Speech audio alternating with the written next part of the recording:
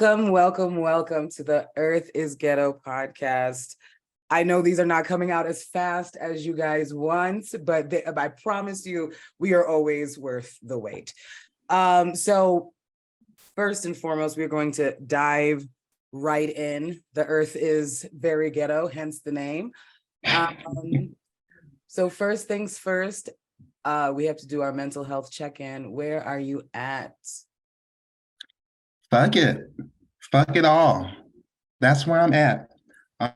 Sometimes literally that's all you can just tell yourself. It's just fuck it. A lot has been going on this week, and obviously we are about to dive into that. Mentally, I've just been like, fuck it. Like, I can only do so much. I can only care about so much, you know? Yeah. So that's my mental health check-in. I don't care. Well, as y'all's residents, Pisces, I care too much. And you know what's so funny? So, as you guys know, we both have to keep up this whole fucked up relationship with capitalism because we want to eat and shit. And there was actually a woman at my job who I'm actually training right now.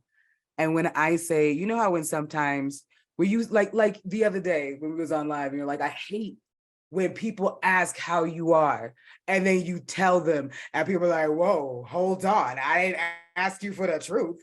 You're supposed to do the societal mannerisms. What's up with you right now, right? Right. You're supposed to be fake and pretend like everything's okay, even though the world's on fire. You know what I'm saying? And this woman who I was talking to was telling me that she started working from home the way I did because her husband was mourning his mother's death in a tragic fire, a fire that could have been completely avoided because, you know, as Black people, they were calling the police. The police didn't come until the her husband had the bright idea of saying, oh, there's a gun. Then the police finally came. There at the building that she was in, they kept on asking people to fix it. It was like the day after they missed their next inspection to fix it is when she died in this terrible fire that apparently she suffered horribly in. The husband couldn't even identify the body. And wow. All I could think, yeah, bro, oh no, it was terrible. And she was awake, her eyes were open. They had to sew, I'm not even getting into it. It was really, really terrible. And it's like, I was glad that I was able to give her space in that moment because I know she just needed to talk. But then at the same time, I was also thinking like, Jesus Christ, what a senseless death. And we're going to get into it. But the cycle continues. And I feel like it's different when you hear like a personal, I feel like it's so much different when it's coming from a personal place. You know what I'm saying? And it's coming from an actual person and not just statistics that we see. And the fact that we're so desensitized to the constant violence. So I want to say where I am is feeling very grateful that I can still be a space for someone, even though I don't even feel like I can be a space for myself sometimes. So I want to say that's where I'm at. I feel you, girl. Child, I was bawling after. I know that's not what she meant to do, but I was bawling after. Like, I hope she takes that whole building down. You better pay them, motherfucker. Like, that's all I can think, because I have this like just we both have this obvious sense of justice. Of course, because you're an atheist, they think it doesn't exist, but it's just like being a good person and having compassion should be enough. But we digress. We won't get into that right now. Right. But I want to go ahead and let you take it with our first topic, especially for the Black queer community. Let's talk about what this means. This is some very, very tragic news for Black LGBT people. And as we know, white supremacy has done its thing when it comes to Africa. Uganda has passed an anti-homosexuality bill, making it illegal to identify as LGBTQ. Now, it has already been illegal, but they just, decided, we're going to make it more strict, more worse. Uganda has newly introduced some of the world's cruelest anti-LGBTQ plus laws, meaning people who identify as gay there could now face life in prison. And a person who commits to the offense of aggravated homosexuality and is liable on conviction to suffer death. So not only could you get life in prison, but they could fucking kill you just for being who you are. And of course, what really pisses me off about this, of course, the Shade Room posted this as well. The Shade Room posted it, and of course you have cishet Black men and some pygmishas saying Africa doing something right, Africa knows what's up. This is what they want. This is what they wanted, and y'all are playing into their game. Once again, being queer is African. Pre-colonial Africa was hella queer, did not have a gender, and did not subscribe to Christianity. I really need y'all to wake up. And that's all I got to say with that, because if I go on a tangent, you know how I do. You're on mute, girl.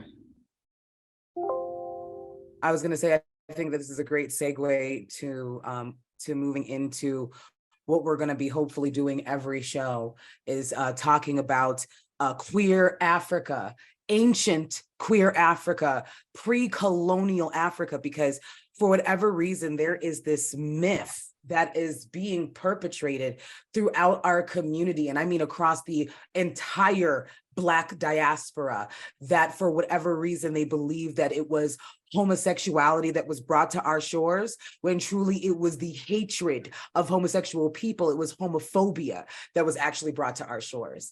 And I feel like it's so important that we have these conversations, because it's kind of like when I see Ron DeSantis doing currently in Florida, where he's trying to take away as much information as humanly possible. I feel like we've done our own erasing of our culture and realizing that being queer is African. There's a reason why that's a tagline for our show. It's because it's a factual statement.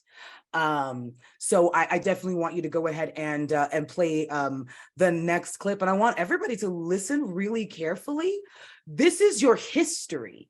This is your ancestry. For you to deny people like myself and Aaron is literally to deny yourself. Yep, like we say all the time, you cannot be pro-Black and exclude the multiplicity of Blackness. That's not how it works. If your pro-Blackness does not include gay Black people, Black trans people, Black disabled people, so on and so forth, then you are an agent of white supremacy. You may not want to admit that, but that's what it is. And this is what they wanted, and you are playing into their game.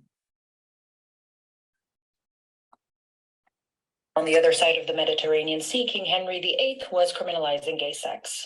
In England, men were being... I'm trying to rewind it. Homophobia is a vestige of colonialism, part 2. So picking up where I left off, in the 16th century, the Bangala people of Angola had men in women's clothing that they kept amongst their wives. Meanwhile, on the other side of the Mediterranean Sea, King Henry VIII was criminalizing gay sex.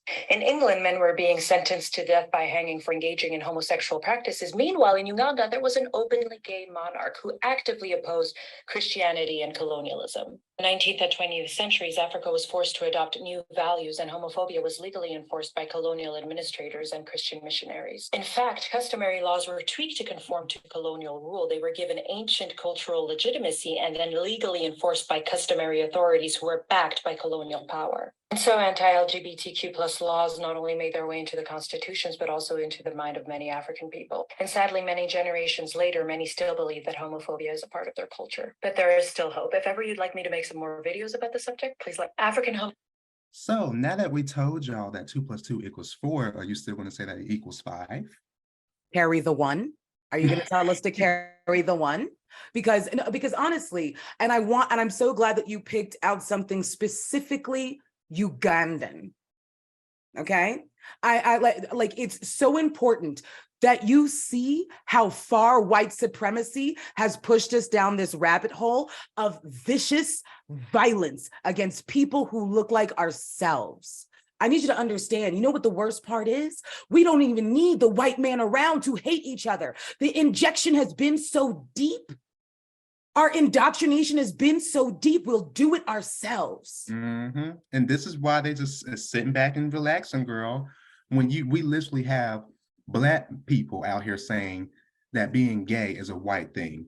I hear it all the time. I've heard Black men tell me that I am not truly Black because I'm gay. That doesn't make any fucking sense. And again, and this is why I want to make, because we have limitless information. We have limitless African queer facts to be able to give you every fucking show. Because do you know why? Because we have literally left every stone unturned, because the white man said that if we decide to connect with our own culture, that we are going to burn in hell. There's a reason why. And by the way, give it up to Haiti Sapase, okay, who went ahead and was the first. Do you really think they did that with Christianity? The first Black independent country? You don't think you had all of the women back there? God, you know what? Let me hush. I need people to understand. No, but for real. And it's why I'm always going to have so much respect for Haitians. It's why I'm always going to have so much respect for people who've actually been able to hold on to pieces of their culture, but not because they are ignorant in some way. It's because they've been robbed. Jesus Christ, British people, British Black people. I don't know what the fuck. I don't know what the fuck y'all been going through.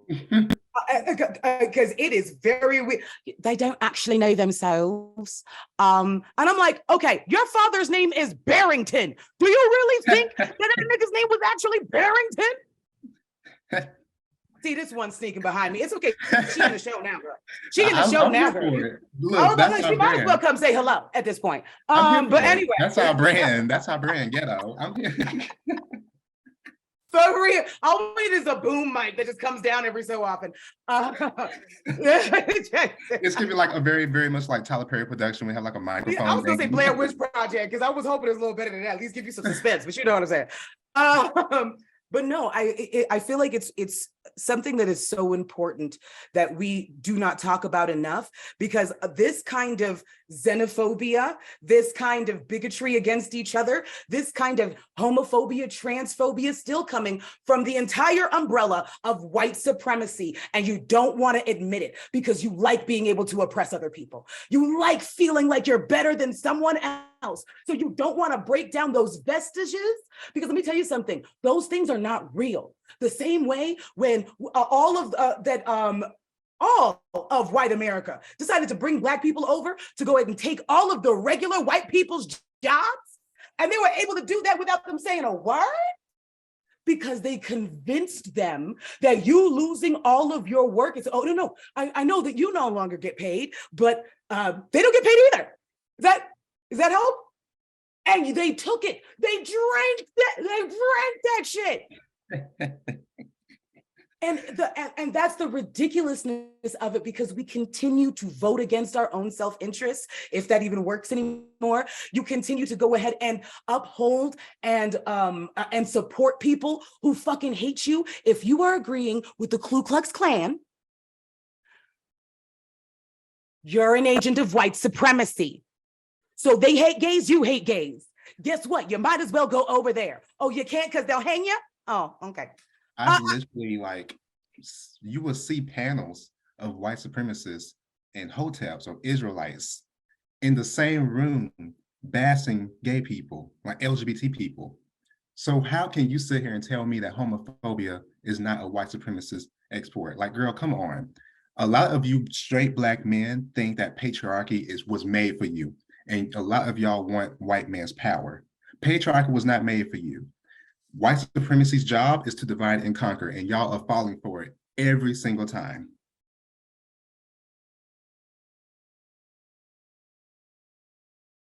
And I also think that at this point, we have to really come to grips with some things. We have to come to grips with how our homophobia is always going to divide us. And that trying to get everybody to be one monolithic thing is literally the epitome of white supremacy. White supremacy literally whitewashed actual white people. I read a book, pick up something. I really need you to, because the people who are actually looked at as Caucasians that actually come from the mountains of Caucasus, and I'm not even joking this time, that's a real thing. They don't look like what we see as white people. And I don't know if you realize they keep changing the definition, which means they can change it back. Because at one point, Italians weren't white. Irish wasn't white. We have Jewish people definitely weren't fucking white. Like you do realize there's a bar and they get to remove that shit. They get to take it back. That's all. I'm at the point right now, honestly, if you are Black and you do not include all Black people of all different aspects of life, I just can't trust you. You cannot sit here and tell me that you're pro-Black and then turn around and call me a faggot. That's not how that shit works. Because at the end of the day, you love to say that we're Black first, right? So why would you sit here and then turn around and say, but I disagree with your existence, who you are? It's a contradiction. Get the fuck out my face. And don't that sound familiar, bitch? Like touch grass, whatever. Moving on to the next one. This sadly is a pretty layered topic. It's for me, it's very black and white, for lack of a better term. This is just about human rights and people not being so afraid of having other people have the same rights that they have. That's honestly what it boils down to. And sadly, this conflates with another issue, even though it shouldn't. But there was certainly there was a shooting recently, and the person who ended up committing the mass shooting happened to be trans. We are going to get into it, but it's so crazy how they are so upset about identity politics. Whenever we talk about white men who are statistically the perpetrators for pedophilia, white straight men. And they are also #1 in domestic terrorism. So the fact that suddenly there is a trans person who shoots up a school and now you want to talk about them being trans, I find it so funny because all we've been asking for is gun control. All we've been asking for is gun control. But now you want to tell me that it's the trans people who are doing it. So when it was Timothy McVeigh, when it was Dylan Roof, when it was Sandusky, when it was almost every other shooting that I could name, why weren't we talking about the identity of the shooters then? Why was it then a lone wolf? Why was it then it was just somebody who was just not mentally well? Even though statistically, people who are mentally ill are actually more often harmed by gun violence than to ever commit it. It's just selective outrage. Like they know exactly what they're doing. Y'all just do not like trans people. So y'all will literally say stupid shit like, oh my God, trans people are very dangerous to kids, when we know that the #1 threat against kids is guns. We just had a school shooting. But since it happens to be a trans person, a needle in a haystack situation, now it's, oh my God, see, this is why they're dangerous. Y'all are picking and choosing. But when it's a white man, a straight white man, it's crickets. Because they are the main ones who are fucking shit up. Every time. Every time. We don't even have to, we honestly don't even have to pretend. And right now we are at about 125 mass shootings, I believe, for the year. It's probably more than that, but this is where we are. And it's so funny, out of the 125 mass shootings that have only gone on since January, it's March 30th. It's March 30th. One by a trans person. And I'm going to just unfairly assume that it was 124 white men. I bet you I'm not wrong. Or I bet you I'm not far off. Well, I just think that you guys should not be generalizing. Like, Black people are so racist when y'all do that because you're generalizing an entire race. Not all of us shoot up buildings and stuff. Some of us are good Christian people, and Black people love to like tear down their neighborhoods. So I just feel like keep the same energy. That Reagan funneled with crack. Wonderful. Listen, I'm just not going to. And this is why it's so difficult to have conversations with paper napkins, because a lot of times the only thing that they can think of is how this one thing affects them. It's why a lot of times you will have issues in reference to white gaze. Honestly, you'll have a lot of issues in reference to white gays who will say things like, somebody said something to me the other day in reference to, well, I'll never know what it's like to be Black, but you'll never know what it's like to be non-binary. I need you to understand that whiteness is always going to win out. When you would be discriminated against is in a room full of white, straight people. I need you to look at who the actual oppressor is and stop trying to have a pissing contest of oppression with me, because it's not even about winning. That's the worst part, because I hate when they even use that in the first place, because this is not fun. Like, I don't know. I don't know. They make it sound like somebody got a cookie or something. And it is the weirdest and oddest flex in the world. And what you should be thinking is not that, oh, she's winning the oppression Olympics. Oh, that means that I have actually more weight in the pendulum of power to actually change something. I can actually make a difference because I have on this armor. Right. I can use my privilege that is benefiting me in this white society, and instead of just trying to play the victim and stop gaslighting people who are going through this shit. Just saying. Just saying. I am kind of done with the whole thing. It's very upsetting. We do have a video that I want to play though, because I thought it was really well done. White boy was spitting. These children who are like born after 2005, they're not taking your shit, guys. They really not. If you're a member of Congress and you wore one of those AR-15 pins and you think you're all big and bad and tough and patriotic, what I want you to do after this mass shooting at a school in Tennessee is start going school by school to the families of the victims, and you explain to their face why you think drag shows are more dangerous to their now dead children than AR-15s. Explain to me why Tennessee lawmakers have spent months trying to ban drag shows, but it made it easier to access weapons. The issue was gun control, no matter how you cut it. And before you say, Chris, the shooter was trans, I don't give a damn what the shooter was. And I find it very fascinating that now you want to have a discussion about possible motive. If memory serves me right, statistically, I'm pretty sure white men with a history of white supremacy are not going to have a good time during that discussion. You say, Chris, the issue is mental health. Is it? Is that why Republicans are blocking bills to fund mental health in school? You say, okay, Chris, the issue is we need more guns. Really? We have the most guns per capita in the world, and schools are still getting shut up. Try again, try again, try again. You are so focused on niche issues, and eventually people will get fed up. Enough is enough. The issue is gun control, and I am sorry to the victims of the family, man. Only church I want to go to is a church of people who making sense. I'm sorry. As the only one. You can't get me to go no other way. I'm sorry. You can't.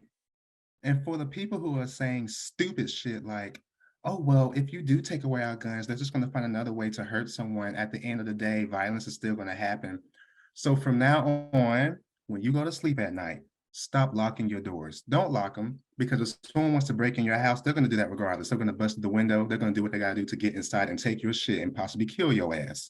So when you go to sleep, stop locking your doors, because they're going to do it anyway. They're going to do what they got to do regardless. You see how stupid that sounds? You see how you should do something? Doing something is better than doing nothing. I honestly feel like at this point,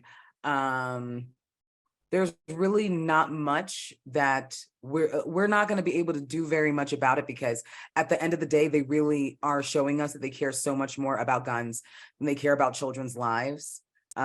Kids who are just so used to being like think about going to school and asking your teacher when you're in third grade to ask if she's really going to protect you if a shooter comes into the room.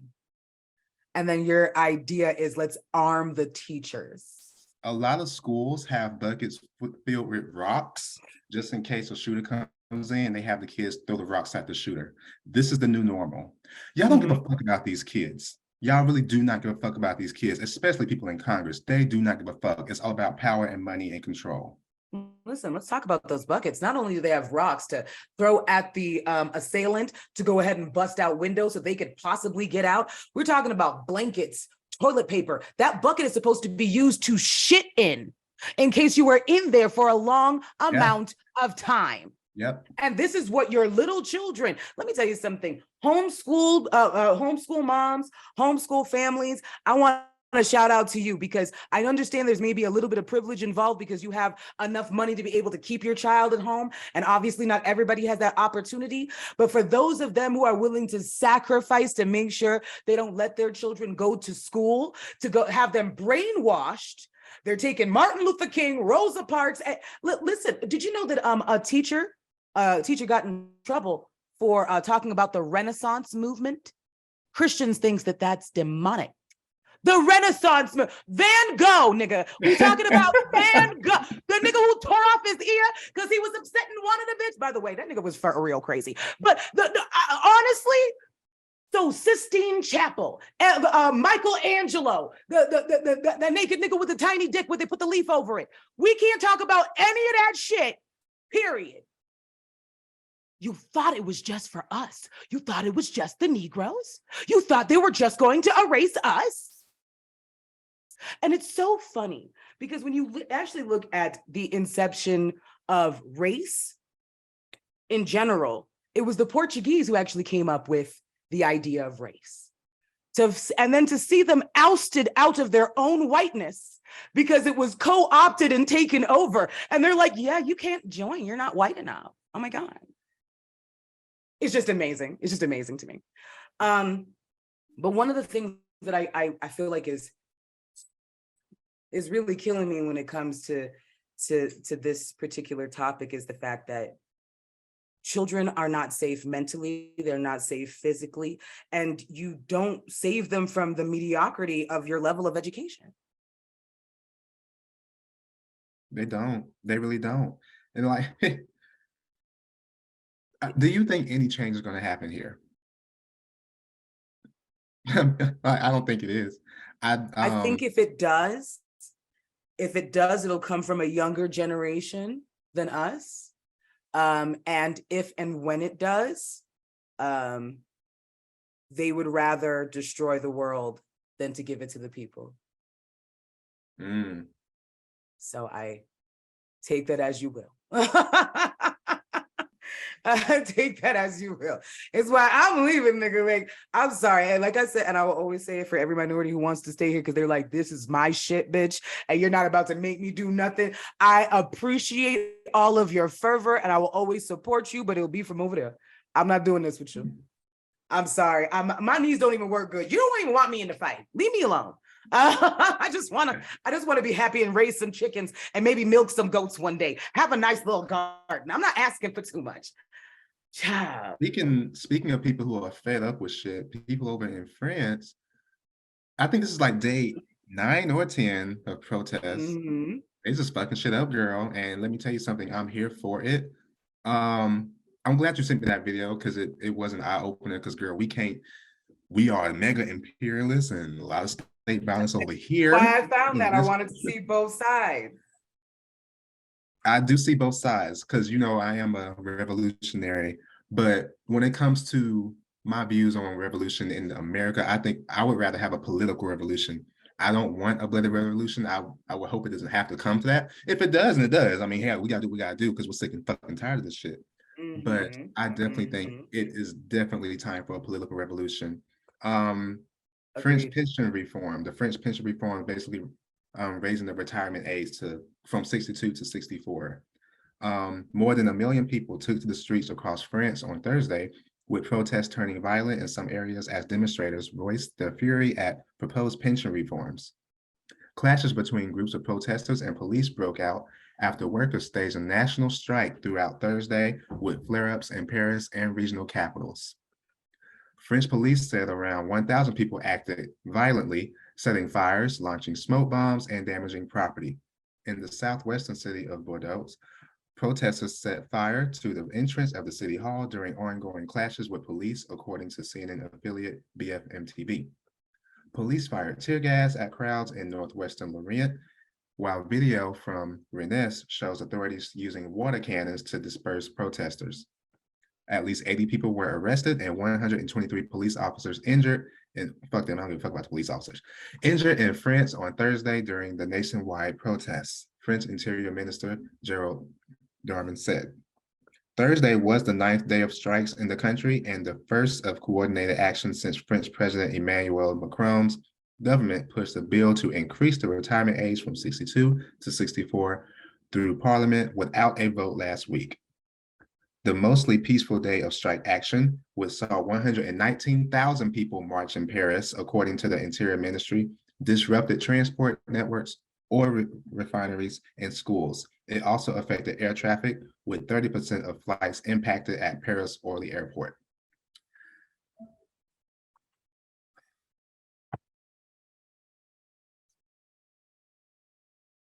I think there is a lot to be said about this particular revolution. I can only make certain observations. Listen, I am not a social or political science professor or anything like that.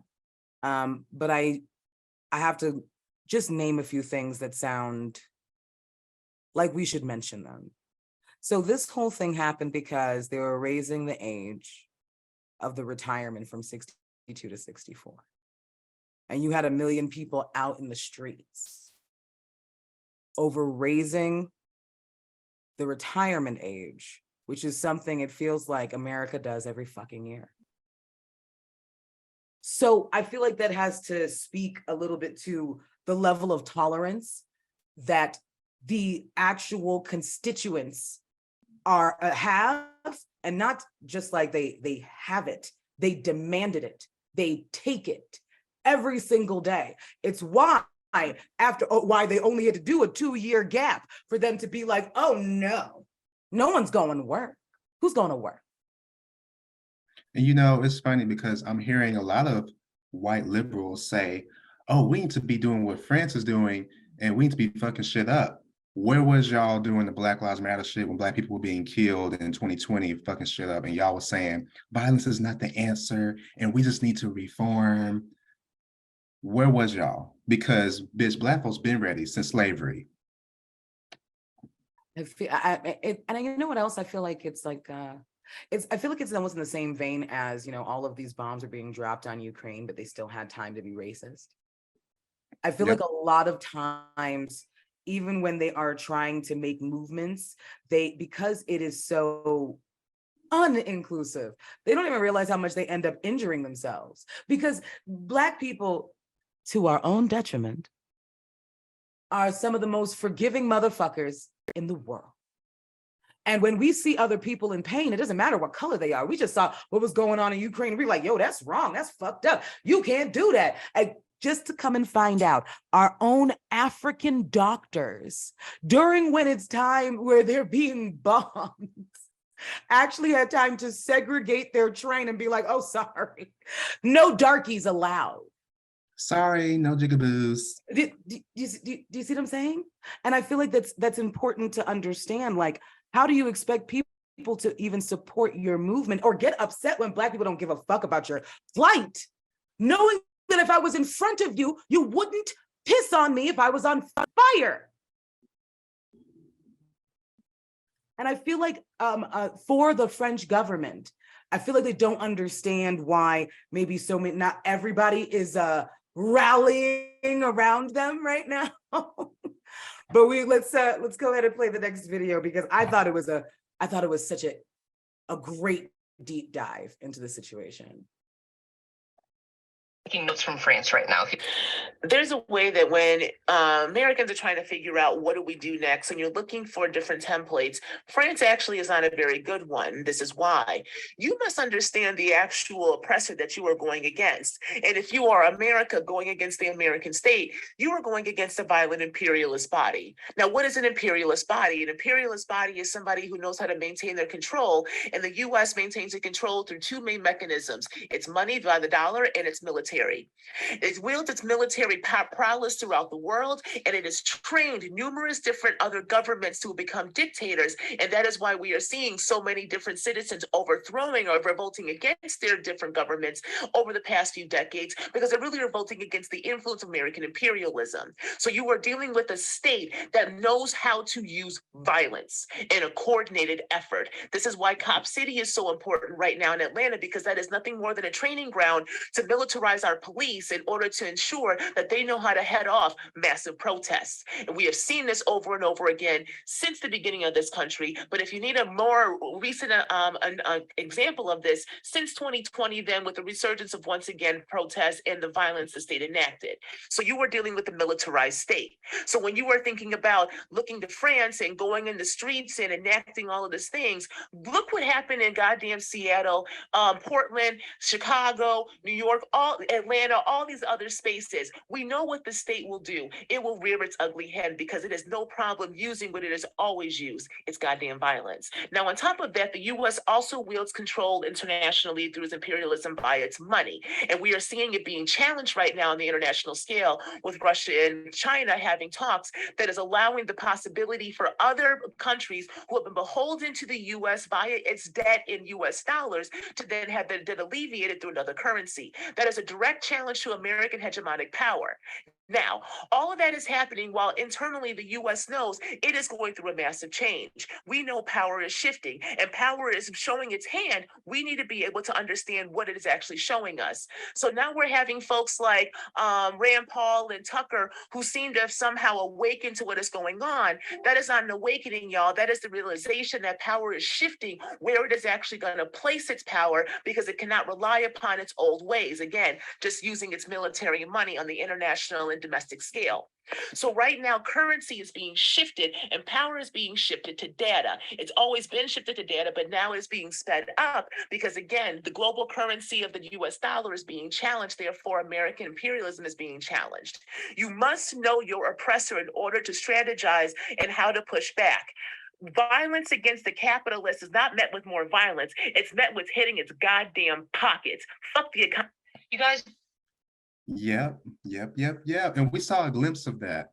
We saw how shook the government was when COVID first started and people couldn't go to work because, again, a very, very capitalist ass system and people couldn't go to work. Now, all of a sudden, we have more access to like free healthcare and shit because you got to get tested. Now things can become free when it comes to the healthcare system.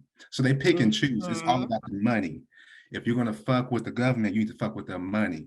We have people who are complaining about, oh my God, I had to work 90 hours a week. But meanwhile, I'm called crazy when I say, don't you think we should, to be honest, if we all stopped going to work, they would hear what the fuck we had to say. This is why I say, organize your workplace, start a union, and withhold your labor. I think it's the smartest thing to do, but I think it's also one of the hardest asks, because then that actually would mean that we would have to band together and we would actually have to really have a full socialist movement, which means when somebody's getting evicted, it don't matter what's going on. The whole neighborhood is out. Ain't nobody leaving, bitch. That's the way it needs to be. If you're like in an apartment building and they're like, oh, well, guess what? Remember, you're not paying, so we're not fixing shit. So anybody who is a plumber, anybody who fixes electricity, anybody who can ghetto rig all this shit so we can make sure we still have internet, that person would come in and make sure that these homes are okay. And then in turn, that person would make sure they get fed, your lights stay on, what does your family need, whatever the case is. But we don't have that. Unfortunately, we live in America has taught us to have a very individualistic mindset. Individualism is all we give a fuck about. We don't give a fuck about each other. People are not ready to make those sacrifices. Girl, I gotta work, I got kids to feed. That's just where it's at. That's when I hear people say, complain about, oh, I'm so tired, I had to work, and oh, this system, I'm so sick of the system. You don't give a fuck. You're not going to do shit about it because it takes real work and organization, and you have to engage deep with your community to make some shit happen. No, and you know what? I agree, but I also disagree. And maybe this is in reference to the race of people that we're talking about. Because for Black people, for Black and brown queer people, especially the ones that are easily thrown out on the street, listen, a white man is going to keep a white family is going to keep their wealth a whole lot longer than, so it's like, who are we asking to do these things? Can we ask them in good faith to do these things? Because let's be real with ourselves. It's going to be a whole lot easier for a family who's got nothing but who's got a bunch of savings, their kids are good, everything is straight, to be like, stop paying your mortgage. You know why? Because when they come, you actually have lawyers who can fight it. Mm. Do you see what I'm saying? When you are of the most marginalized, it is so hard to ask them to not feed your kids because they're gonna think, who gonna help me? That's a good Like this point. nigga left for a pack of milk 6 months ago. Who gonna help me? So I That's a feel good like, point. So what do we do? Because we know voting doesn't work. no, I feel like what's gonna have to happen is that we are going to have to again, because let's be real with ourselves. As much work as we can do, the way it's going to swing the pendulum so much faster, I'm not saying it's impossible for us to do it, is if the anti-racist white people who have already got money gaining off of their privilege say, hell no. I'm not banking with you. I'm not shopping with you. Do you know what they would do? I really feel like, and it's sad because they just don't care about us. You know, we go broke, and we don't have enough capital behind us to, like, they want our dollars to buy, their shit. But when it comes to us actually trying to band together, they would take everything from us. And I feel like I hate to say it, Trying to but ban TikTok now. bro, we need each other. We are like anti-racist and BIPOC people. If we could join together and actually move as one mind, not as everybody got to be the same fucking identity, clanners, okay? If we move of one mind where we have one goal, I feel like we would be fucking unstoppable. But how? How to do that? That's what capitalism has done its thing, girl. Capitalism is so strong that it will literally, it's made to have working class people go against other working class people. Stockholm syndrome. You're so used to being oppressed that you start to form a bond almost with your oppressor. So now you're doing anything that you can to defend your oppressor, and that oppressor is being capitalism. Meanwhile, you're living paycheck to paycheck, but at the same time, you're still going to defend it. Yes, but that's because they are experts at instilling fear and fear mongering. Do you want to be hungry? Do you want to be homeless? They have you in situations where you just feel helpless on a regular day basis. Bitch, you just lost your insurance. You don't have a car no more. How are you going to get to work? Now you got to go strap you and your baby to go drop them off at daycare and still drop them off early enough to take the bus to go to fucking work. Like, how do you tell a person like that you're not doing enough? Do you know what I'm saying? So it's like, I feel like when we say, I need you to get off your ass and do something, I feel like we got to be specific as who we're talking to, because there's a lot of them that can't. And I want to let you know, a lot of you well-off liberals, a lot of you well-off white liberals, I would love for you to put your money and your ass in the fire the way that we do, and let me know how you really feel. Or are you going to build up capitalism because it still benefits you? Let me know. And that's the thing. At the end of the day, liberals still believe in capitalism. They believe, oh, we just want to make the world a better place, and we can fix the system from the inside, and we're just going to make better jobs. They still believe in exploitation. They just want to put like some frosting. It's like a pallet of shit, but they want to put some frosting on it. Sounding like a black cop. I'm gonna fix it from the inside, and then I'm gonna help all the people. Shut the fuck up. Anyway, all right, so moving on. This one's gonna be super, super, super short. Let's quickly just jump to the Trump indictment, because there's really not much to say. I don't see him in chains yet. I don't think, you know what? Because you know he has the best lawyers in the world. I want to see a picture of him like this behind bars. Clink, clink, with a little cup. I want to have a little cup. And I want him to like play certain songs depending on where he hits the cup. You know what I mean? Right. Like I like a harmonica. Give me, Chain Gang. That's what I'm looking for. Okay. At this point, go ahead and put Biden's ass in there too. But that's another conversation. I mean, to be honest with you, bro, they really had us choosing between diarrhea and bloody diarrhea, and I just didn't feel like having an ulcer, and this is where we are. Oh God, Jesus Christ, that decrepit piece of shit. Whatever. I just hate when I talk about Biden. People are like, so you're a conservative? Why would I? So here's the difference between leftists and liberals. Leftist is anything socialism on left. Very much anti-establishment. We do not fucking trust the government. We know voting does not work. Bro. Like that's what a leftist is. So, because I draft the fuck out of Biden, people, oh, so you must like Trump. And then when I draft Trump, oh, well, you know, Biden's no better. When did I say that he was? Y'all gotta stop worshiping motherfuckers. It's so weird. It's really fucking weird, bro. And listen, just stan culture in general. I feel like when we say stan culture, people think that we're talking about just Beyonce and Nicki Minaj. You political pundits or pretend political pundits right behind your fucking screens and shit. The way that you worship these people, no matter what they do something and you already got an explanation as to why it's okay, as if you wiped their ass this morning, is amazing to me. It's amazing to me because you'll make excuses for, and I'm just like, but did they do something fucked up? Okay, then they did something fucked up.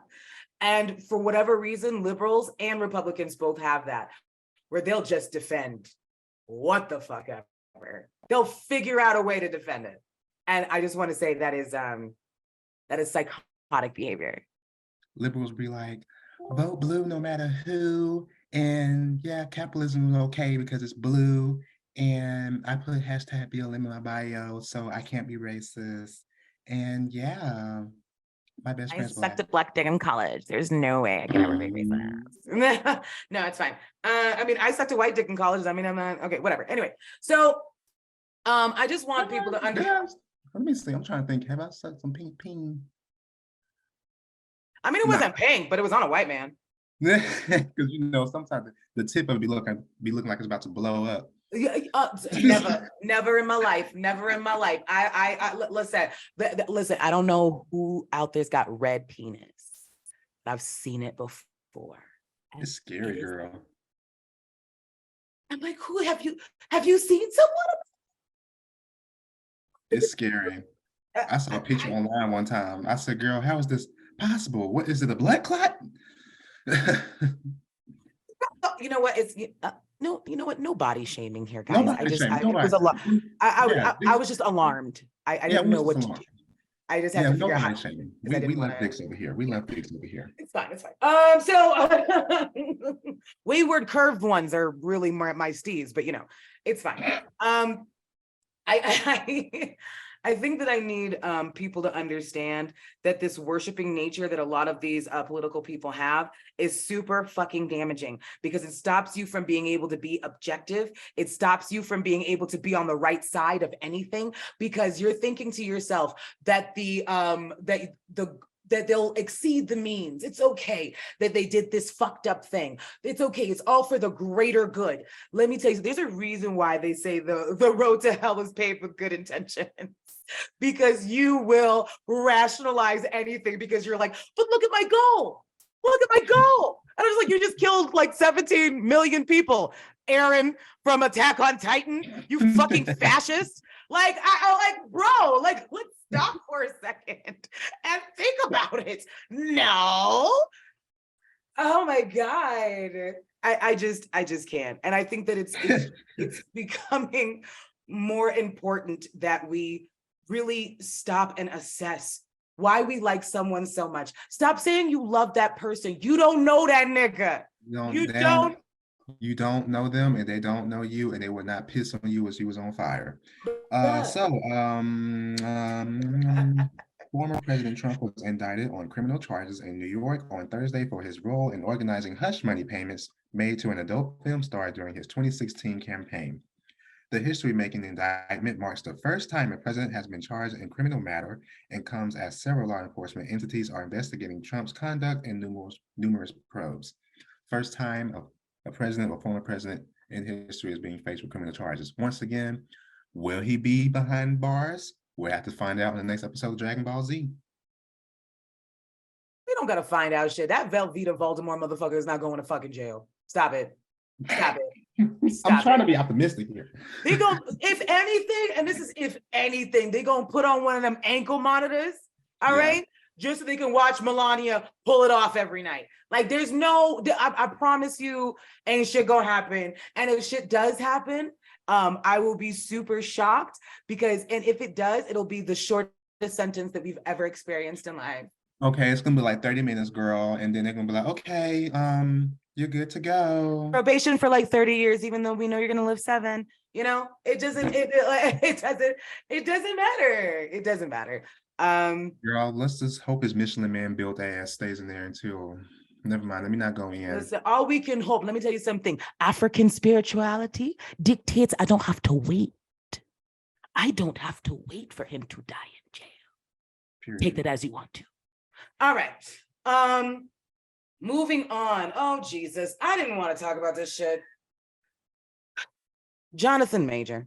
I'm gonna let you explain the story. Go ahead. I was hoping you could explain it because Damn. Okay. So let's we're gonna make a quick story of it, and I have some videos that I want y'all to listen to. So Jonathan Majors, beautiful, beautiful, beautiful Black man with beautiful Fine as future. hell. Oh my God, beautiful. All right. And that's another thing that you guys have to reckon with when you find someone who looks amazing, the fact that you'll go ahead, you know what, we'll get there. Anyway, so again, beautiful, right? He was in the new Creed, which I'm not going to watch because I don't do sports movies, but Lovecraft Country, all kinds of things. He was in it, and that is a talented man. I would be an idiot not to be able to say the truth. However, I want to say that when we first were experiencing the rising star of Jonathan Major, Black men were very upset because he was taking pictures in pink. Y'all are so fucking fragile, bitch. I can't, I really wish y'all would get that shit together. And if clothes can emasculate you, then your masculinity It's is always a fucking performance. It's fucking fabric, and it's a fucking color based on how the light reflects off of it. Are y'all okay? They're not. So he goes ahead and has a few interviews. Everybody's in love with what he's saying. He is a very charismatic, well-spoken, beautiful Black man. Let's just be very real, right? Sweet. A couple of days ago, and just so let's just preface it, we knew that he was dating a white woman. I just pretended I didn't know so I could continue to flick my bean in peace. But you know, Yeah, me too. we knew. We all knew. And a few days ago, he was arrested for assault and battery or something of that same vein. And she was in the hospital. Apparently, there was like a laceration behind her ear. She had some bruises around her neck, whatever the case is. She has since recanted her story. I'm not going to say here, neither me or Aaron is going to say on this podcast whether we think that Jonathan is guilty or is not guilty. But we are going to point out some patterns, however. Take that however you feel like, but we're going to point out some patterns. I feel like it's very interesting that Black men thought he was destroying Black masculinity a few days ago. But now that he is possibly going to jail for a violent crime, then he is as innocent as the undriven snow. It's amazing, like how y'all be telling on yourselves. It's like, so when he does something fucked up, no. So is that what he's supposed to do? So is that what y'all do? You're basically telling on yourself, girl. So when he's being a good person, and wearing the color pink, he's a simp and he's sus. But when he's being accused of violence, now all the straight Black men want to stand up, and the pick niches. I see y'all. Now it's like, oh my God, he would never do that. Y'all be telling on yourselves all the time. And I just want to make sure that people understand, like, we see you. We see that you were the exact same people who were talking about how this man is about to emasculate your children. I saw that article. The fuck were y'all going through? To all of a sudden he would, y'all remind me of the people who were sticking up for Bill Cosby and R. Kelly. And I'm not even putting Jonathan Majors in that category, but he's being defended with the same vigor. And I find that really interesting, knowing that victims recant statements. We know that happens. And like I said, this is all going to be allegedly. We don't know nothing about what's going on. The lawyer said, I'm going to go ahead and give out a tape. I'm going to go ahead and he just leaked some text messages. And I don't know, Jonathan, get a new lawyer. Jonathan, get a new lawyer. I don't know who said it was okay to leak those text messages. It doesn't look better. It doesn't look better. Get a new attorney, please. And thank you. Quickly. But let's go ahead and listen to some of the videos. I think these are very interesting perspectives I want to talk about. You know, I made a video about the Jonathan Major situation earlier today, and I privated it. I privated it because I don't want no smoke, number one. And number two, I don't think it was specifically about him or like that he was my issue.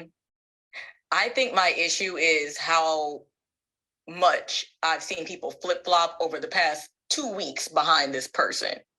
Like, let's just be clear.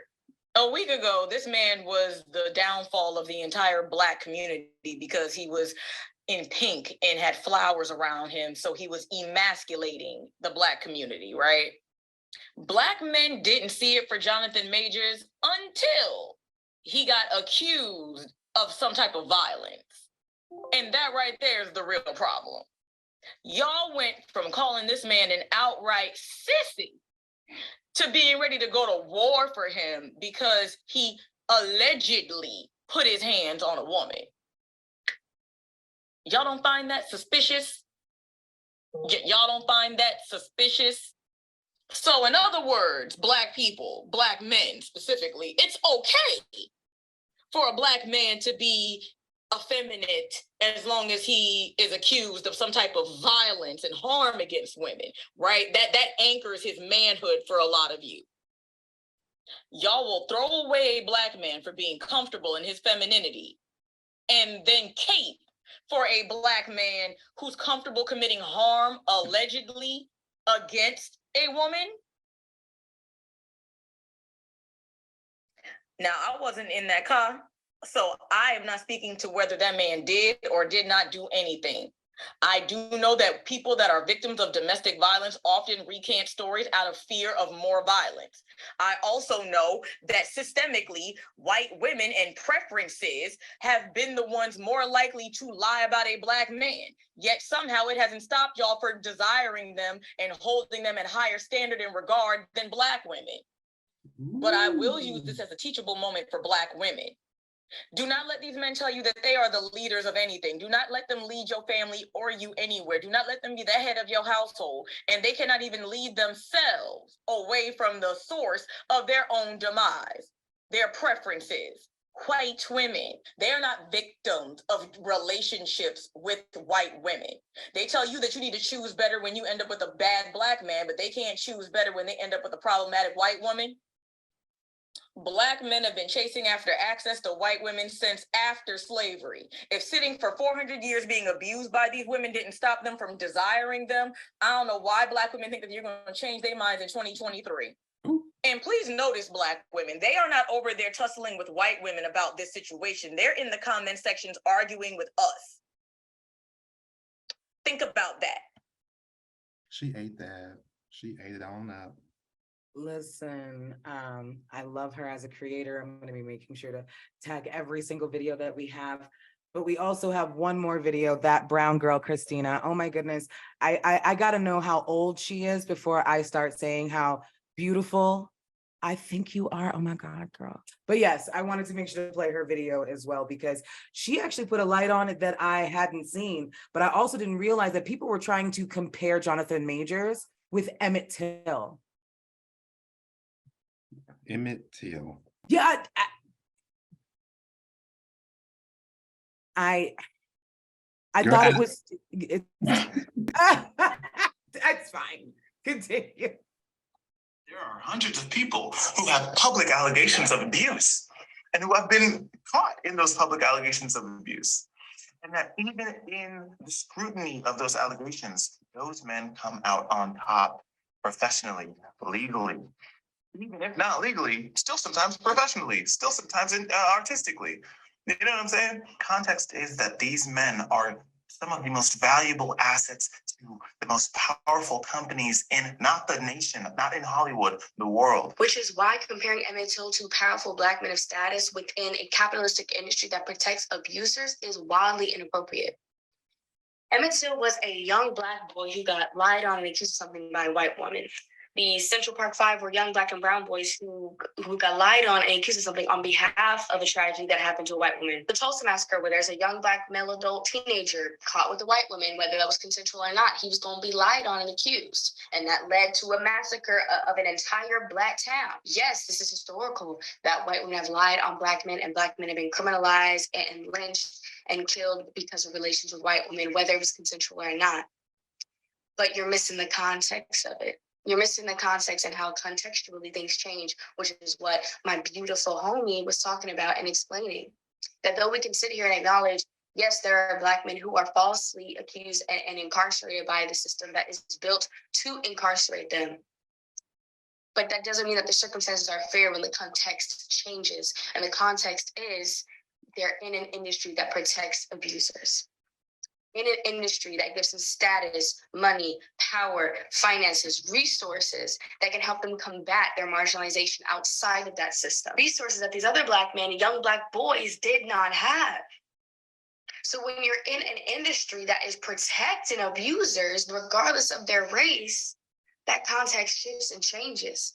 And it's wildly inappropriate to compare these Black people, right, who have the access to resources to protect them from certain parts of marginalization to young Black boys, young Black teens, young Black men who didn't have that. The same industry that gave status, power, finances, access to resources to Harvey Weinstein, Kevin Spacey, Woody Allen, Shia LaBeouf, also gave that to R. Kelly, Bill Cosby, Chris Brown. The names could literally go on, and that is the harsh truth that people don't want to face. That though men of a certain racial demographic, Black men could still deal with the carceral state of our system and marginalization that they get from being Black, that existing in an industry that offers all of those benefits and protections can still apply to them. And the thing about a system in an industry like that is it's not about to protect the most vulnerable. And if white women are barely believed in a vast majority of cases, and we've already come to the conclusion and agreement that societally, systemically, and culturally, white women are more protected than women of color, especially Black women, then what do you think that is going to mean for Black women? Some of y'all are trying to play a different game and use a different goalpost while using massive equipment, and you can't do that and expect different results. But there are hundreds of What do I always say? Girl. You cannot use master's tools to dismantle master's house. And I think, and I'm so glad that I'm seeing new, it's why they want to ban TikTok. To see Black people in all of their multiplicity of Blackness coming out with all of these different opinions and having people think critically and having people go ahead and question the status quo and having people actually contextualize what intersectionality means for a rich Black man in America who is backed by a system that's going to protect him being a predator, 100% that in that venue. But no, let me get to your thought. What did you think? Tell me. We listened to both. Girl, she took the words right out of my mouth, especially that ending part, girl. Like, because again, a lot of Black men really think that patriarchy was made for them when we know that patriarchy was not made for them. Patriarchy and white supremacy do go hand in hand. It was not designed for straight Black men. It was not designed for y'all. I'm sorry. So they are basically, yeah, like she said, trying to use white supremacist ideologies, the masses' tools, and they're not realizing that it's doing them more harm than good. I'm telling you. And I think one more thing before we move on to our last topic, I want to go ahead and this is a PSA for white men, for white women and Black men. First of all, I don't hate you. Stop saying that. Secondly, I want you to understand that I understand why y'all go together so well. And I just want you to dissect why you guys go together so well. And this is not an attack. I want you to actually hear what I'm saying and just think about it, please. Because I need you to understand the fact that Black men have been fighting to marry white women since after slavery, you are chasing access, because what you're chasing is white man's power. And you feel Status. like you can get that access through white women. It's why you get with white women, and because your black ass don't understand how your baby still came out black, looking like me, mixed as hell, mama white as hell, looking like me. And I'm just saying, I didn't know, I thought this bitch was lying to me. No, but for real, she's looking like me. And and then she actually, looking just like me, grows up with this, with all of this deficit in her emotional character, because you refused to try and build her as a Black woman, because you kept on trying to compare her to the white women that you like, letting her know that you don't actually see Black women as people. You just see her as a person because she comes from you. Like I see it on a regular basis. And I also want to let white women know, I know why you're chasing Black men, because you don't think that you're chasing white man's power, but only in a relationship with a Black man will you be able to wield white man's power. And that's something that you're also chasing. Mm. Mm. I feel like it is very important. I have, and nobody believes me when I say this, I don't have an issue with interracial relationships. I have an issue with the fact that you refuse to dissect the reasons that you get into them. Yeah. I am livid with the fact that you are willing to have mixed children and not willing to do the work to make sure that mixed child grows up with a sense of pride in themselves and is not trying to kill themselves. Anti-Blackness is so strong that we know that Black women and Black men get into interracial relationships for two totally different reasons. Every time I ask a straight Black man, hey, why do you only date white women or racially ambiguous or red bone, as they like to call it, women? And they can never give you a reason without bringing up Black women. Oh, well, they loud, they too ghetto. No, that's not what I asked you. That's not what I asked you at all. And there's a reason why we say, to be honest, in the Black community, Black men are the white women of the Black community. Because what do we do? What do they do when we tell them our experiences as a Black queer person, or a Black woman tells them what they're going through? They gaslight, they tone police, just like they invalidate. It's all the same tools that Black women deal with in corporate America, dealing with white women. And I don't feel like they understand. And that and in a corporate space, I have never felt that Black men were safe, because I knew who they were playing for. I knew what they were trying to get to. And if stepping on me was what they needed to do, they would just call it capitalism. Mm. Do you see what I'm saying? Like, I feel like it's really important that Black men really dissect what makes you prefer white women. And I want you to talk about it without telling me how a Black woman hurts you, how your Black mother, who has been so male identified her entire life, went ahead and told you that you need to be strong and you only get 3 emotions: happy, horny, and hungry. Well, I'm sorry that she was an agent of patriarchy and white supremacy in your life, causing you to feel like you can't even emote, and then causing you to look at every Black woman as the fucking enemy. When if you could just read a history book, maybe, whatever, it's fine. But I need you to understand that like they think that they're the enemy, because like Kodak Black said, remember when he said, I need me a light-skinned woman, someone that I can, what did he say? Someone that I can control or something. Yeah, he said he was basically someone I could mold, someone I could shape. And y'all young ass niggas, you're not even 30 talking about you about to shape somebody. I need you to get a piece of clay and go to a class. I need you to go. Like, be the niggas with dry spit in the corners of their mouth talking about what they gonna control and shit. Girl, no one takes you seriously. You ain't finna do shit. Sit your ass down. Like, girl, looking like baby Huey. I'm sorry.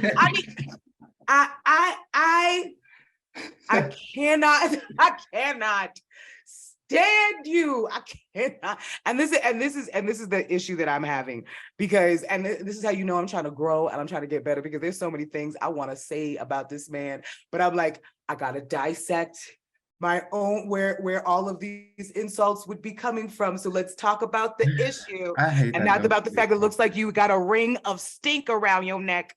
I gotta go ahead and I gotta be better and talk about just the issues. I hate that Doechii did a song with him. I'm glad that she was smart enough to go ahead and film like a separate video and song without him. I was just like, you're okay. So when they did the video, they wasn't in the same room. No. They had a whole video that they dropped, and the people was like, ew. So the bitch had to go ahead and release another shot video without him in it. Oh, I didn't know that. Yeah. The people spoke, and she was like, "Girl, I did start on TikTok. I can't Girl, really." they said, "Girl, you know he don't like your black ass, right? You ain't you." Kelly Rowland, Doechii. Listen. Whoopi Goldberg. Oh my God. There's so many talented, dark-skinned Black women who are willing to go ahead and vouch for bullshit. And I just want to let you know, it is so disheartening. When Kelly Rowland decided she was going to defend Chris Brown, I'm like, that nigga don't even like you. He only fuck bitches with the good hair. What's under that wig, Kelly? What are we doing? I'm like, girl, it'd be the dark-skinned woman that be defending Chris Brown and his behavior that he does every 2 months. I'm like, girl, you do know he still would not let your black ass sit in his section. He's mammified you. He's complete. Like, I don't understand. Oh my God. Is our self-esteem this low? Like, I can't. It's so disheartening, but it's okay. Let's go ahead and move on to our last topic. And I'm gonna go ahead and preface it with a question first and foremost. Where do you think the root of men's obsession with submission comes from? White supremacy. White supremacy. No, that was quick. I didn't. Okay. That's easy. Is water wet? Is water wet, nigga? But no, I completely agree. But let's dissect your reasonings for coming up with white supremacy. Because it's all about control. It's all about power. You have to prove yourself worthy to me. And unfortunately, anti-Blackness and white supremacy has made its way over to the Black community, which is why we have hoteps and Israelites and Blacks, and just straight Black men, to be honest, saying, well, what can you do for me? What can you bring to the table? Oh, but hold up now, because now you're too educated. Or hold up now, because now you're holding me accountable. How dare you? Because you're supposed to be submitting to me. Can you submit to a king?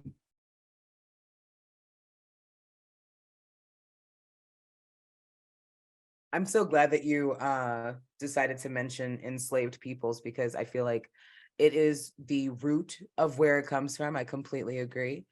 I also feel like, so if anybody wants to pick up a book, it's called, which by the way, if you've already been traumatized enough, if you would like to read something, right? And also for this book, if you've already been traumatized by like slavery, don't do it, girl.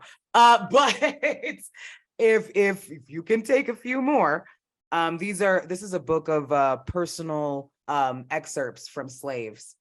And it was called I Am a Slave by a man with the pen name Julius Caesar, right? And in it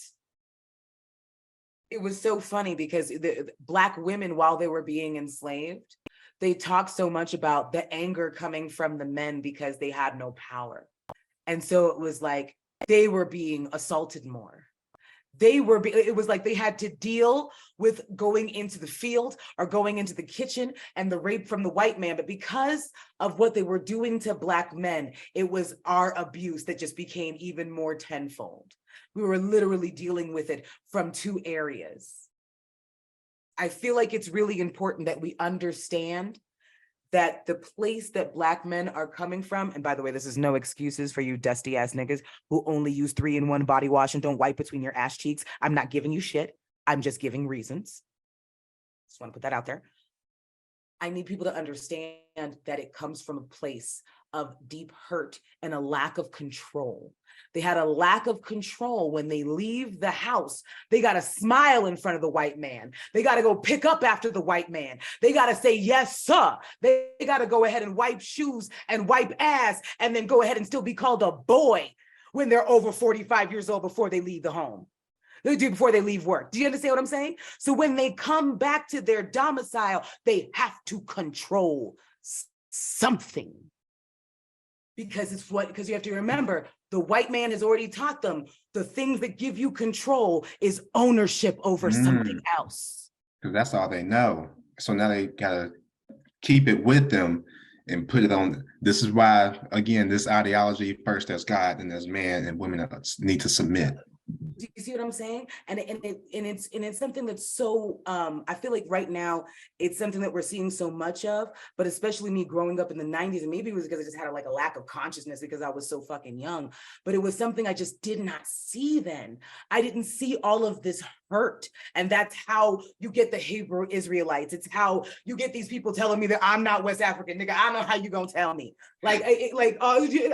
Whatever. You've got people reaching out for some kind of ideology that feels like it gives them a space of control because they've been taught that white supremacy, that if you control something, then that actually equates to love. It equates to admiration. It equates to power. Yeah. And profit. Yeah, capitalism comes into play as well. You know what I'm saying? I just have to make sure I put that out there. But the video that we are about to play, I want you guys to really listen in deep. And I just want you to follow along. You're gonna be like, what is this bitch talking about? Give it a second. It will sink in, I promise. I was thinking exactly the same shit. Like, what is this bitch talking about? But go ahead.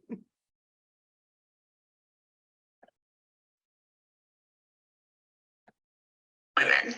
He's attracted to independent women. He's like an exotic bird collector. Yep. He only wants a woman who is free because his dream is to put her in a cage. So let's get deeper with this one. When I was in college, I thought I wanted to do social work and nonprofit work. And a mentor of mine set me up with a one-day internship with a batterers group. So that's people who the judge had sent to go get some help. Some of them had come of their own volition, but pretty much they were trying to get some help. And the person who I was working with that day used a similar analogy about the birds. And as the years have gone on, it's broadened up for me a little bit. So there's 3 groups of people in the world, I posit, just for the analogy. Group 1 sees the bird, is like, oh my God, it's so beautiful. Might whip out binoculars, offer it some bird seed, but it is always on the bird's terms, right? It's in their habitat. It's where they want it to happen. And then when the bird flies away, they go home too, and they're like, wow, what a beautiful day of bird watching. The engagement is over. They're able to reminisce about it. Group two sees the same thing and is like, wow, what a beautiful bird. I must own it.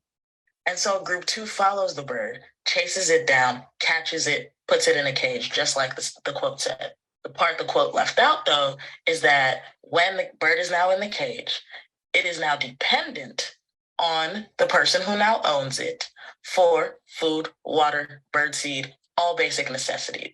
And that the owner usually strips the bird of all the things it found beautiful about it in the first place. Its pretty wings? No, now I have to clip your wings so you don't fly away. Oh no, the beak gotta get shaved back down now because, you could hurt me with that. And then there's group 3.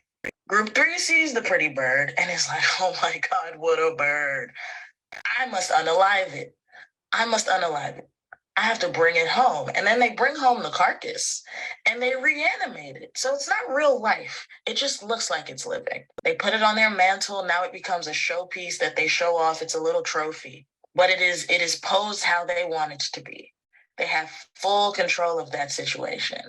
But when I am talking to people about this analogy, and I'm saying people here because abuse is not gendered. When I'm talking to people about this analogy, a lot of folks are able to see group 3 as obviously very harmful, but nobody is seeing group 2 as just as harmful. And usually that unhealthy possession that you see very much displayed in group 2 is what leads to group 3. And I would posit they're on the same level as far as I'm concerned. So we have a lot of work and a lot of unlearning to do about what it means to truly love somebody and to love somebody in a healthy way. That is not possession, because that's what we see through media. That's what we see in society. Everything is that. And shout out to my homie Sierra for helping me broaden my thinking on this one and seeing the 2 and 3 as the same thing. Yep, girl. We got a lot of decolonizing to do. Yeah, like it was very spot on. A lot of learned behavior has been passed on down to us, and now we think white is right, so we gotta take what they did and apply it to our community. It's really sad, and they really think that that's how it's supposed to be. A lot of Israelites, a lot of hoteps, as you said, have that way of thinking. What can you bring to the table? But you can't be too educational now because I gotta still have control over you. And people, it's so funny. Somebody told me the other day, you always lead it back to Black gay shit. I'm going to right now again. This is a Black queer podcast. You know what I mean? But leading it back to Black gay shit, or just gay shit in general, I feel like people need to understand that even though the straight community isn't exactly lusting after us, they have this urge and this want to commodify us and to be able to control us. They want to be able to let out the Tyler Perrys and bringing down Mama's House and all these, like all of these things, Miss Doubtfire. They want to be able to wield us, but to have us with our autonomy, walking around doing what we want. They think that if they're able to own us, that they'll be okay and they'll feel less threatened. Do you understand? And I also feel like even going into that third realm, I see how that lead from group 2 leads to group 3. First, you want to own us and you want to commodify us, and then you just want to go ahead and kill us and reanimate us to something you can commodify. Intersectionality, y'all. I know she was like, how did this bitch bring it back to this again? I'm sorry. I don't know what to tell you. This is why it's so important. Like, this is why we talk about intersectionality so much, because it affects all of us. Like, you can't just talk about something and exclude a certain group of people who happen to look like you, but that doesn't count because it's not what you. That's not how that shit works. Just like, yo, everybody got it. Yo, straight people, white people, touch grass. I love you. Do what you can for me, please. Oh my goodness, but that actually wraps up. What an amazing show. I am so glad. I'm actually going to be way too happy to edit and upload this again. Thank you so much for being the most amazing co-host in the fucking world. As Yeah, you know, the feeling's mutual. Yeah, shaking tits. There's so much, child. Anyway, I got my little A cups. It's okay. If we ever go ahead and do another sleepover, I just hope you don't get suffocated because I'll be rolling. And then you just might have, no, for real, Look, a titty. It'll be an honor. Okay, so but if you also see me getting suffocated, because you know, if I lean back too far and one fall in, just make sure you like roll the titty over so I can be okay. I'll be like, let me smooth that down for you. Oh my damn! I thought I had COPD for a second. No, it's okay. Anyway, so at any rate, I just want to thank every single listener that we have who has been rocking with us since the very beginning, and even more than that. Before we do go, because I was looking at the lists of countries who are listening to us. So before we go, I just want to shout them out real quick because I was every single time. I never expected it. I'm just like, really? Bear?